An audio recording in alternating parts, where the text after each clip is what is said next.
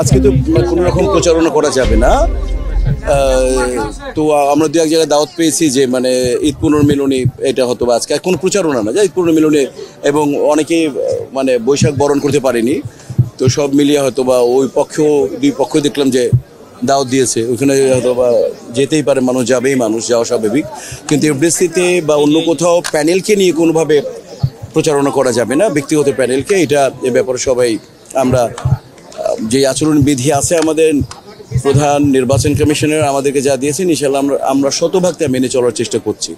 কারণ আমরা সবাই চাই, বিশেষ করে আমার প্যানেল চায়, মন থেকে চায়, সেটা হচ্ছে আমরা একটা শিল্পীরা বিগত দিনে যে সমস্ত বিগত নির্বাচনে যে সমস্ত কলুষিত উদাহরণ হয়ে থাকলো, যাতে সেটার একেবারে অপোজিট একটা ফিলিংস দর্শকরা পায় এবং পুরো জাতি পায়। এর জন্যই শিল্পী সমিতির একটা নির্বাচন হওয়া উচিত অবাধ, সুস্থ, সুন্দর এবং নিরপেক্ষ এবং গ্রহণযোগ্য নির্বাচন।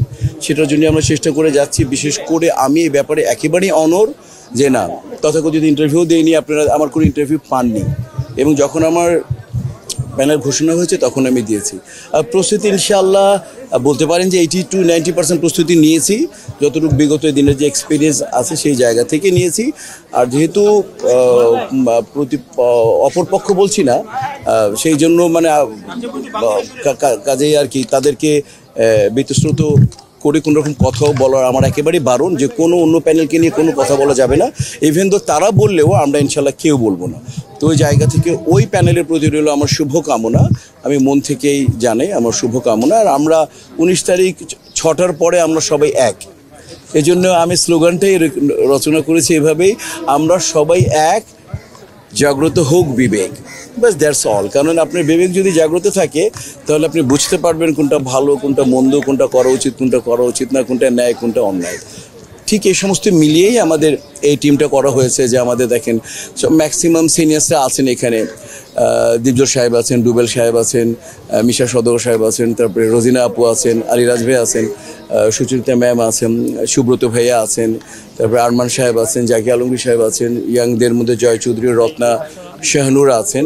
এই প্যানেল তো একটা বিরাট, কারণ আমরা যারা স্পোর্টসম্যান বা যারা এখানে আমার মনে হয় বিট করে, তারাও বলতে পারবে যে মোহামেডান টিম খুব ভালো হয়েছে, আবাহনী খুব ভালো হয়েছে। আইপিএল আমরা যদি বলি যে এরকম না, এবার আমরা জানি যে যদি কলকাতার নাইট রাইডার্স টিম ভালো হলে আমরা খুশি হই। তো এরকমই মানে টিম ভালো হলে একটা ইম্প্যাক্ট তো পড়েই। আমরা পৃথিবীতে অনেক দল আছে, কিন্তু আমরা দুইটা যদি ফুটবল টিম ধরি, রিয়াল মাদ্রিদ আর বার্সেলোনাকে বেশি করে চিনি, কারণ এখানে পৃথিবীর বেস্ট ব্র্যান্ডের প্লেয়াররা খেলতো ও কারণেই। তো সেই জন্য আমাদের টিমটার মধ্যে, এবং আপনি দেখবেন আমার যে প্রথম মিশা সওদাগর, মাসুম পারভেজ, রুবেল, মনোহর হোসেন, দীপজল, যে আমরা প্রেসিডেন্ট, ভাইস প্রেসিডেন্ট পদে, সেক্রেটারি পদে দাঁড়িয়েছি, এর মধ্যে 3 জনই সেক্রেটারি এক্সপিরিয়েন্স সবার আছে। তো কাজে হচ্ছে যে আমার টিমটা, আমি আশা করি যে নতুন বা যারা এখন সমসাময়িক এবং যারা সিনিয়র্স, সবাইকে মিলে একটা অসম্ভব সুন্দর একটা টিম দিয়েছি। এবং যেটা আপনারাও বলছেন যে আমাদের টিমটা ইনশাল্লাহ ভালো হয়েছে, তো ভালোর গুণ ভালো বলা হয়। তো সেই সূত্রে এবং আমাদের প্রিপারেশনও যথেষ্ট ভালো করতে চেষ্টা করেছি। এবং আপনারা দেখেছেন যারা ফিল্মের সাথে জড়িত, যে আমরা যেহেতু রোজার আগে আমরা দুই পক্ষই করি কি, দুইটা ক্যাম্প করে, দুইটা ক্যাম্পে আপনাদেরকে আমন্ত্রণ করি, এবং সিনিয়র শিল্পীরা এবং জুনিয়র সবাই মিলে আমরা একসাথে দুপুরে খাওয়া দাওয়া করি, চা নাস্তা খাই। এটা একটা মিলন মেলা হয় শিল্পী সমিতির নির্বাচন। এবারও আমাদের মিশা দীপজল প্যানেল আমরা কি করেছি, আমরা করেছি সেটা আমাদের এই আটনার মাঠে আমরা বিরাট প্যান্ডেল করে সবাইকে ইফতারি আয়োজন করেছি, এবং সেখানে মোটামুটি ওপেনই ছিল, শিল্পীদের সাথে সবাই এসছে, সাংবাদিক ভাই থেকে আরম্ভ করে অপোনেন্ট যে কেউ আর এসছে, টেকনিশিয়ান সবাই এসছে। 1 মাস ব্যাপী আমরা ইফতার করিয়েছি পুরো রোজায়। এগুলো একটু দুই টিম লিডার সম্পর্কে জানতে চাই, যেটা হচ্ছে মাহমুদ কুলি 80 দশকের সুপারহিট নায়ক, উনি সমিতির ক্ষমতায়ও ছিলেন, সভাপতি পদেও ছিলেন। অন্যদিকে আপনি যখন ক্ষমতায় ছিলেন, আমাদের একটা জিনিস আসছে যে আসলে মানবিক মিশা সওদাগর, আসলে দুই টিম লিডারের লড়াইটা কেমন হবে? এটা আসলে লড়াইটা আমি না বলি, এটা জাস্ট উনি আমার অনেক সিনিয়র। আমি তাকে আমি লাস্ট আমার এক্সপিরিয়েন্স প্রায় 30-36 বছরের টানাই শুটিং করি। আমি এই 3 যুগে আমি ভাইয়ার সাথে আমার কখনো শুটিং করা হয় নাই, আমি তাকে কখনো মেকআপ রুমে দেখি নাই, বা আমি তাকে এফডিসি চত্বরে শুটিং করতে দেখি নাই আমার এই 3 যুগে। এর মধ্যে ওনার বুঝি একটা ছবি, আগের একটা ছবি রিলিজ হয়েছে, এটুকু আমি যতটুকু জানি 2000 সালের দিকে। বাট আমি ভাইয়ার সাথে আমার যেহেতু কাজ করা হয়নি এই 3 যুগে, তো সেই জায়গায় ওই ভাইয়া সম্পর্কে যেহেতু আমি সঠিক জানি না, সেহেতু আমার বলাটা উচিত না, যেহেতু আমি তার সম্পর্কে জানি না। বাট তার জন্য এবং তার পুরো দলের জন্য রইল শুভকামনা। আর আমি, আপনারা জানেন, আমি গতবারের আগের বারও আমি ছিলাম প্রেসিডেন্ট, তার আগেরবারও প্রেসিডেন্ট ছিলাম, এবং এখানটায় কখনোই এখানে কোনোভাবে এখানে হয় নাই, কি জানি বলে এটা, যে আমি থাকাকালীন ইনশাআল্লাহ কোনোদিনই সমালোচিত হওয়ার মতো এরকম কোনো কাজ অ্যাজ এ প্রেসিডেন্ট আমি করিনি, এবং তার আগে আমি সেক্রেটারি ছিলাম তখনও করিনি, ভাইস প্রেসিডেন্ট ছিলাম তখনও করিনি। আমার টোটাল শিল্পী সমিতির মানে নেতা হিসাবে আমার ইনশাআল্লাহ আমি কখনোই সমালোচিত হইনি।